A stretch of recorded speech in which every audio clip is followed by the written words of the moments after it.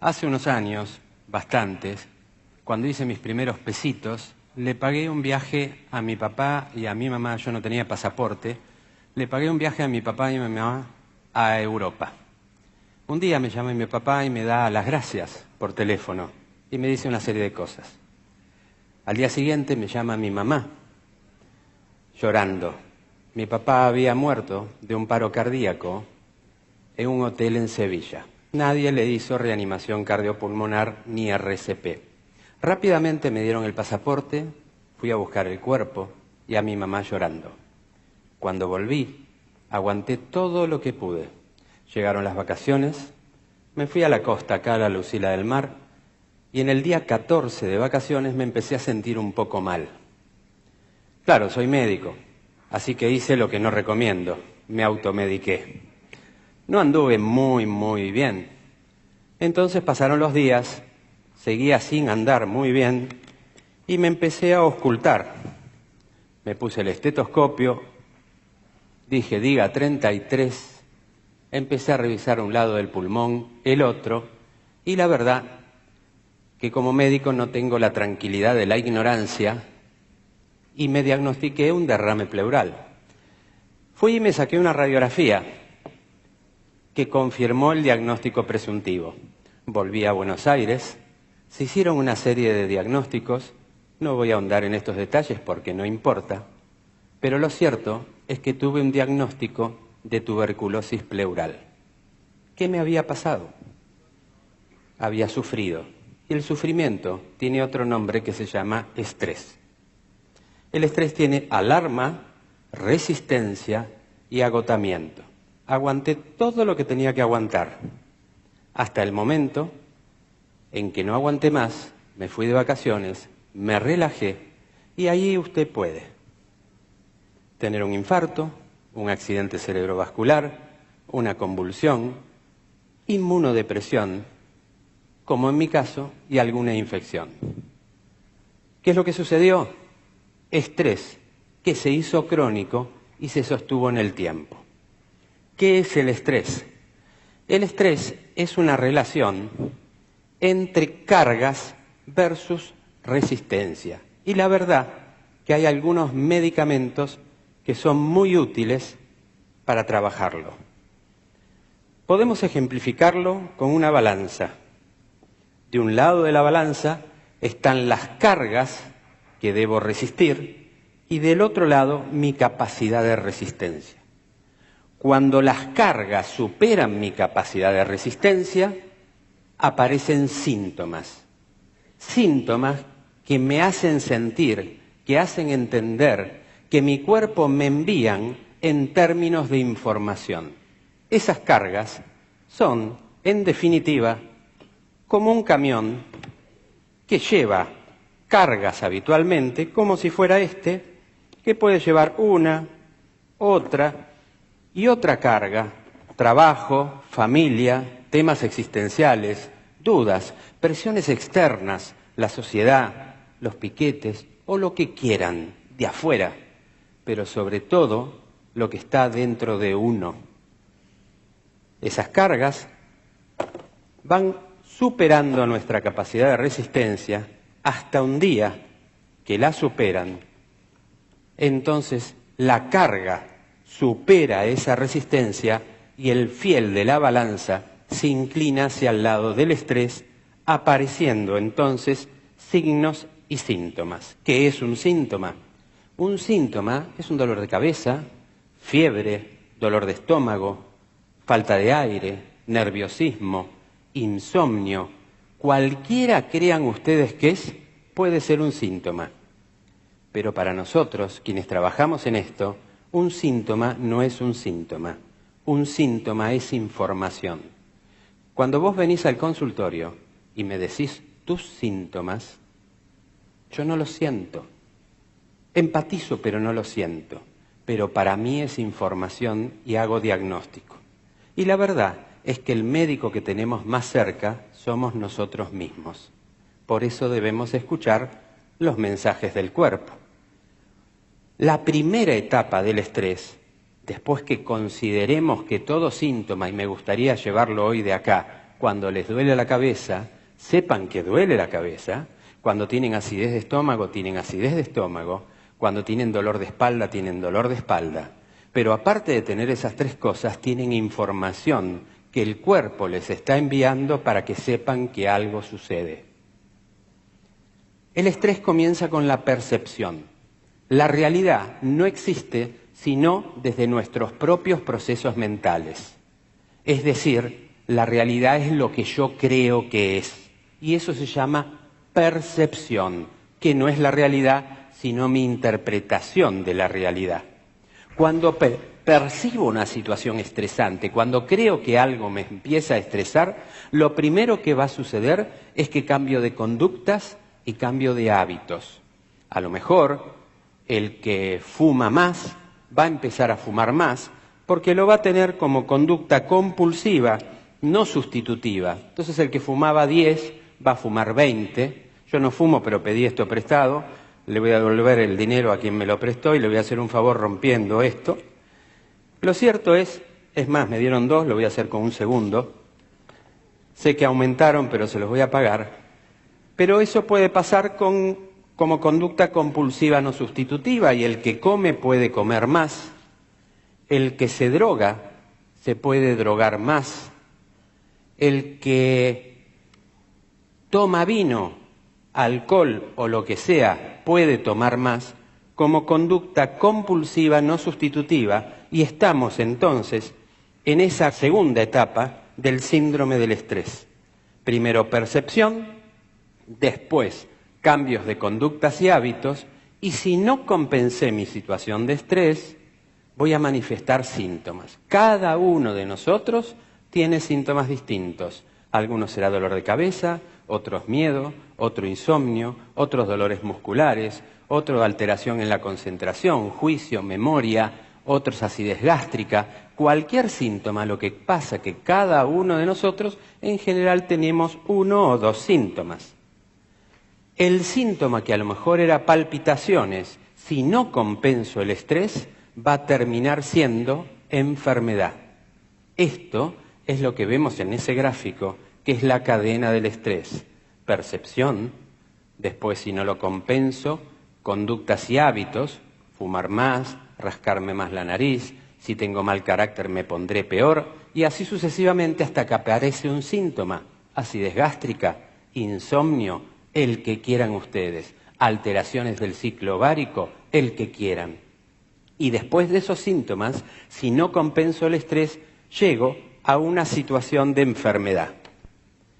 En definitiva, el estrés es una relación entre cargas y respuesta. Es la mochila que llevo.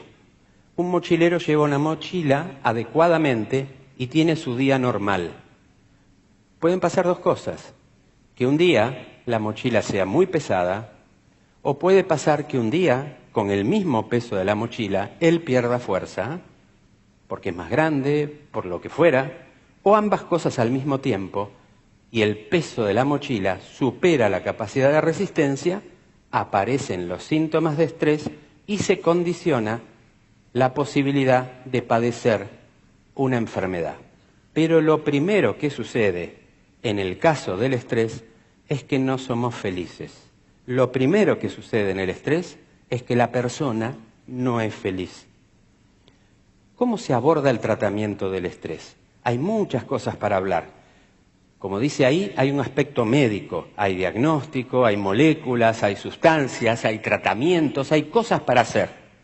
También hay cuestiones conductuales, psicológicas, cognitivas, también hay cosas para hacer. Y también, quizás, la frontera final del manejo del estrés es la filosofía con la cual abordamos la vida, abordamos nuestros proyectos, abordamos nuestra realidad. Vamos a nombrar una herramienta de manejo del estrés de las tantas que hay, que se llama meditación. Meditar es un proceso normal. Meditar no es algo esotérico, extraño o religioso, aunque el proceso psicobiológico de la meditación pueda tener trascendencia espiritual. La meditación es un proceso biológico.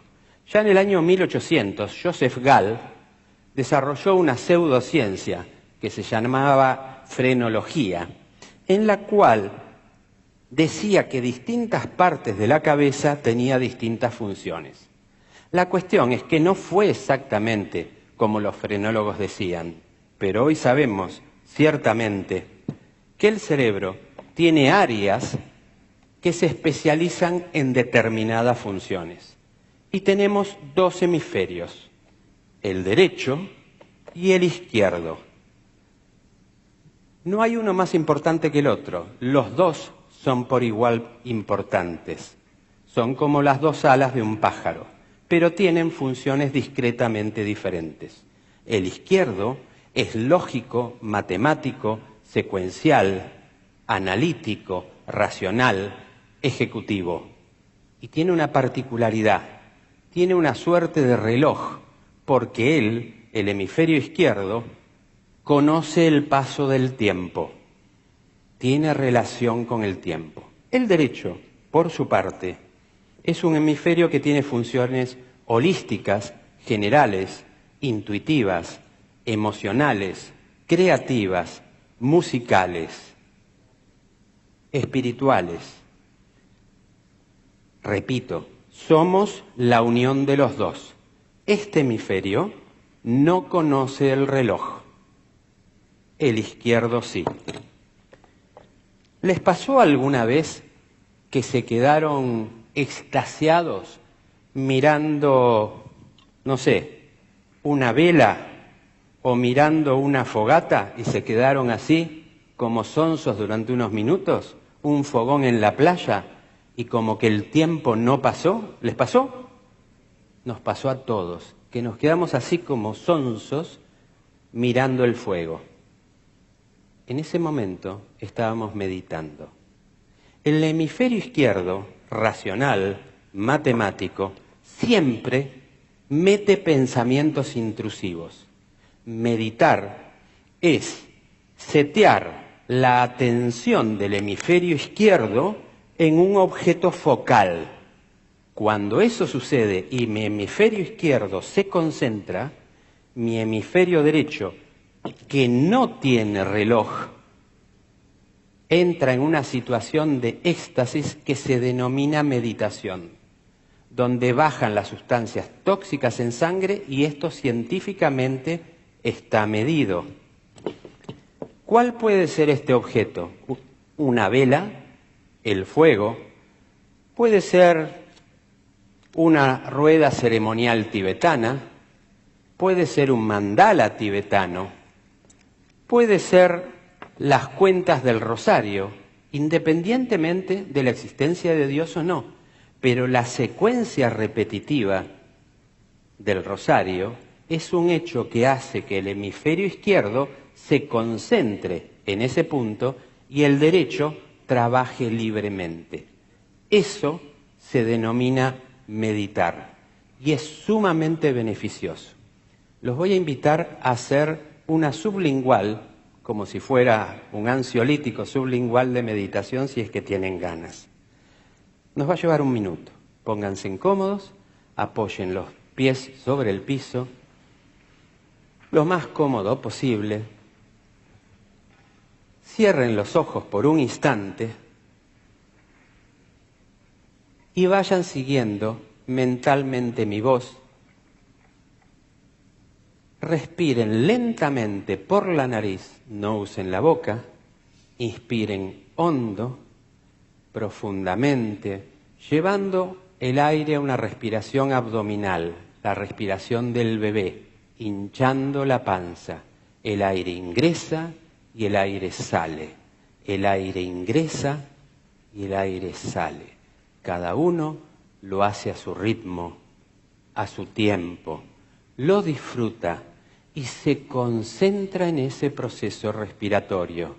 Imagina con su mente, en forma profunda y vívida, cómo ingresa esa columna de aire que pasa por la nariz, por la garganta, por la tráquea, va a los pulmones y expande las bases pulmonares, oxigenando vitalmente nuestro cuerpo. exhalan el aire. La inspiración puede llevar 1, 2, 3, 4 y la expiración un poco más larga. Y lo volvemos a hacer una vez, lo volvemos a hacer otra vez y en la medida que nuestra mente esté concentrada en ese proceso respiratorio de inspiración y expiración, nuestro cerebro, el hemisferio izquierdo, se estará concentrando en él, permitiendo paz, serenidad y armonía. Ahora, a nuestro propio tiempo, deseo y voluntad, vamos a volver muy lentamente al aquí y a la ahora. Cuando lo crean conveniente, pueden ir abriendo los ojos y se conectan con este momento. Esto es meditar y esto da paz, serenidad y da calma. La verdad es que la meditación es un proceso biológico concreto que, entre otras cosas, permite tratar el síndrome del estrés. Es un excelente medicamento, no tiene efectos adversos y no se compra en farmacias. Gracias.